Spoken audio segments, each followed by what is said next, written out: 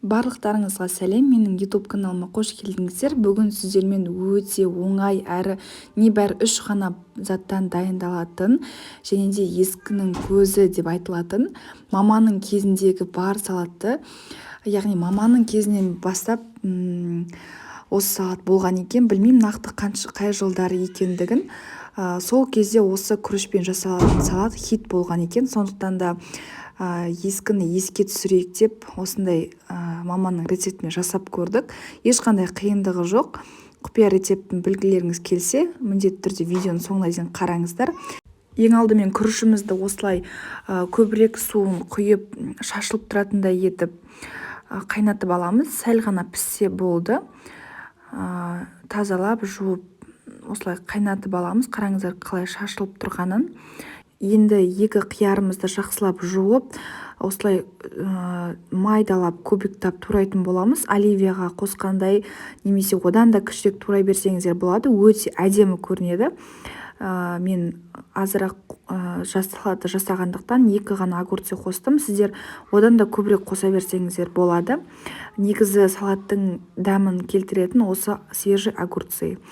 Одан кейін крабовый палочка қосамыз. Крабовый палочка ұнатпайтындарыңыз болса, қоспасаңыздар да болады, бірақ ерекше дәм беріп тұрады. Сондықтан да крабовый палочканы қосқандарыңыз міндетті. Енді кукурузымызды салып, бандуэль қолданғандарыңыз дұрыс, арзаны кішірек болып қалады екен. Одан кейін дәміне қарай кішкене тұз қосамыз. Одан кейін майонезімізді қосып, жақсылап араластырамыз.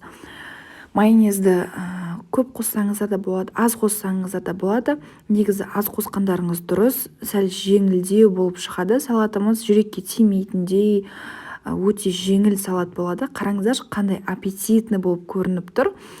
Егер сіздерге рецепт ұнаса, міндетті түрде менің YouTube каналыма тіркеліп, лайк басып, қоңыраушаны басып қоюды ұмытпаңыздар. Каналымда басқа да ерекше әрі оңай үйдегі бар заттармен дайындалатын рецепттермен бөліскенмін. Каналыма тіркелгеннен кейін басқа да рецепттермен бөлісіп қарап отырсаңыздар болады. Каналымда өте көптеген рецепттер бар. Қоңыраушаны басып қойсаңыздар, мен рецепт салған сайын сіздерге міндетті түрде шығып тұрады. Видеоны соңына дейін көргендеріңізге рахмет. Міндетті түрде дайындап көріңіздер. Қонақ келген кезде бірден жасай салатын салаттың ең оңай салаттың түрі деп айта аламын. Видеоны соңына дейін көргендеріңізге рахмет. Ас болсын.